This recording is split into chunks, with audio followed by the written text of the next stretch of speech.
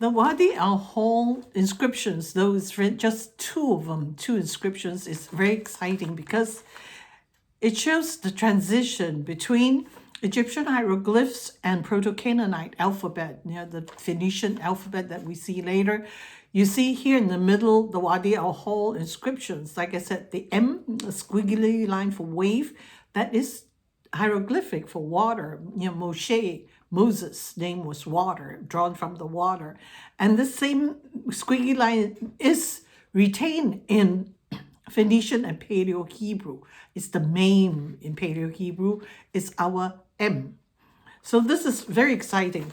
So it's a transition of the alphabet from hieroglyphs to the Greek. So from later on, the Phoenician alphabet became the basis for Greek, became the basis for all the other alphabetic languages. The Wadi al-Hol inscriptions in Egypt's Middle Kingdom, 18th dynasty, around the time of Joseph. These realities prompted many scholars to return to the possibility that these early scripts were connected to the Israelites' stay in Egypt. So Egyptologist David Rohl, he's a rock star, he has a rock star band and rock music band, theorized that the initial breakthrough may have come from Joseph during his time in power in Egypt, and that this system was later developed by Moses in time for him to write what would become the first books of the Bible at Mount Sinai. So Rohl wrote the following: "It took the multilingual skills of an educated Hebrew prince of Egypt to turn these simple scratching into a functional script, capable of transmitting complex ideas and a flowing narrative. The Ten Commandments and the laws of Moses were written in Proto-Sinaitic. The prophet of Yahweh, master of both the Egyptian and Mesopotamian epic literature, was not only the founder of Judaism, Christianity, and through the Quranic traditions, Islam, but also the progenitor of the Hebrew, Canaanite, Phoenician, Greek, and therefore modern Western alphabetic scripts." End of quote by David Rohl.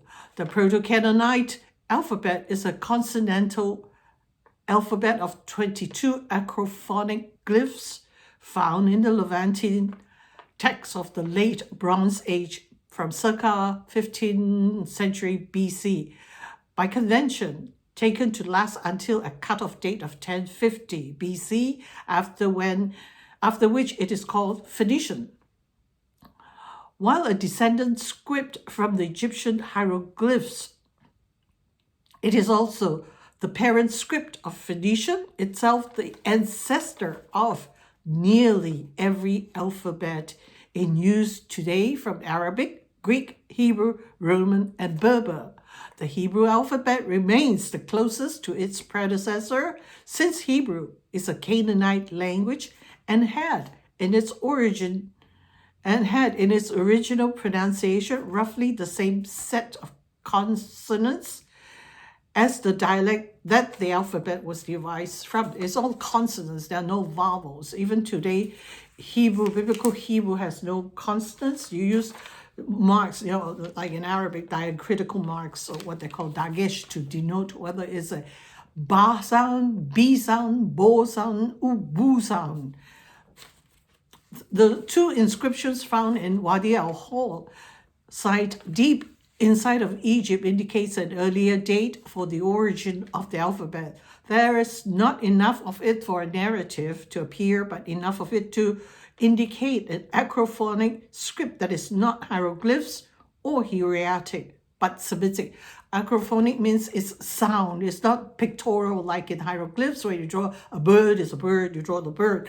Whereas this sounds b, so B sound. So anything that pronounced that way will use that alphabet as a starting point. Bird, bed, bay, bat, or so on. That's what it is. What we have today is sounds. So it is not hieroglyphs or hieratic. From hieroglyphs comes hieratic, then the demotic. It's none of that, but it's Semitic, carved in the cities, in the cliffs, of soft stone and among hieroglyphs. The writing in a Semitic script with Egyptian influences has been dated to somewhere between 1900 or even 2000 BC, 2 or 3 centuries earlier than previously recognized.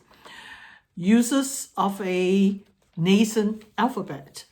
This appeared to be the work of Semitic people living deep in Egypt, not in their homelands in Syria, Palestine region. This is evidence of the invention of an alphabet by workaday people that simplified and democratized writing, freeing it from the elite hands of official scribes. Alphabetic writing emerged as a kind of shorthand by which fewer than 30 symbols, each one representing a single sound, could be combined to form words for a wide variety of ideas and things. So this eventually replaced writing symbols like the Egyptian hieroglyphs, in which hundreds of pictographs or idea pictures had to be mastered.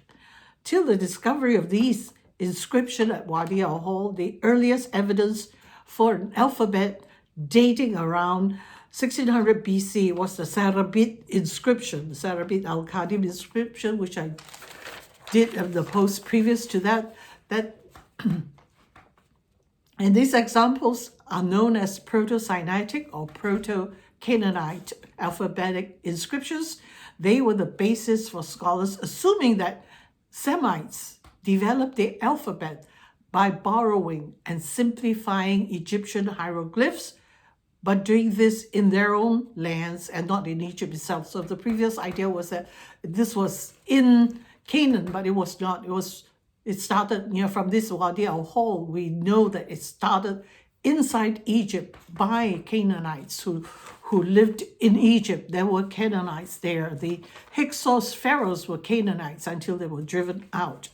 So it would not be unforeseeable that there would be Canaanites living in Egypt. And besides, Joseph and his family and later generations, they lived in Canaan, though they were not Canaanites, but they came from Canaan. So the Wadi al-Hol inscriptions predate the Sarabit inscription by a few centuries, and already changes can be seen. So fast forward that some centuries, we get a very well-developed Phoenician or early Hebrew alphabet, which I will do in the next post, to see the development of this script. The significance of both inscriptions from Wadi al-Hol and Sarabit means there was a script that the Canaanites used during their adventure in Egypt, which was also available to Joseph and the Israelites all those 400 years in Egypt, and above all, for Moses to use if we believe that he wrote the Torah.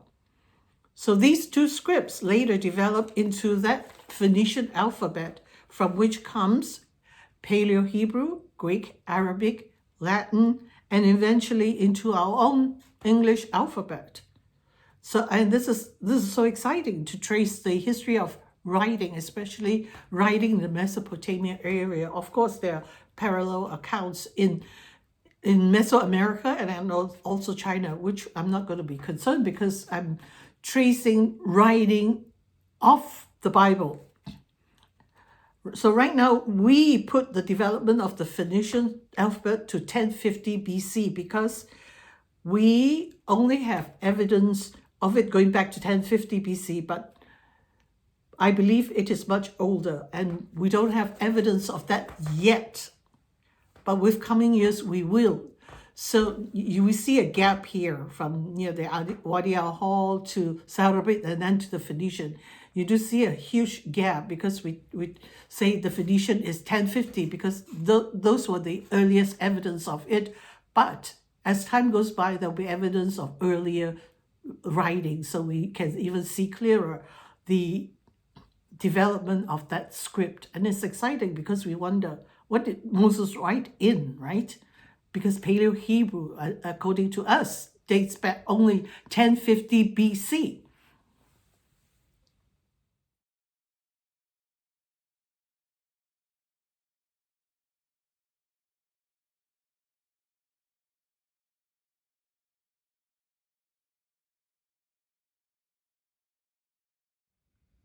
Look at the squiggly wavy line on top.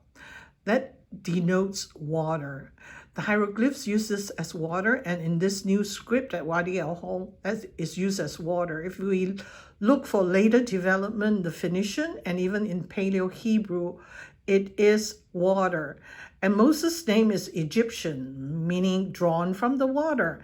And this became Mem in Paleo-Hebrew and in Phoenician. And this is our M. See the development? And this cross here, this T here, is Tav, which is the last letter in the Phoenician and Paleo-Hebrew alphabet, Tav, T. And here you can see a man with arms raised or something like that. This thing here, it's Hey. So this new script at Wadi al-Hol retains some hieroglyphic touches, and it developed into Phoenician and Paleo-Hebrew later. And you can see this is more like the start of this new alphabet.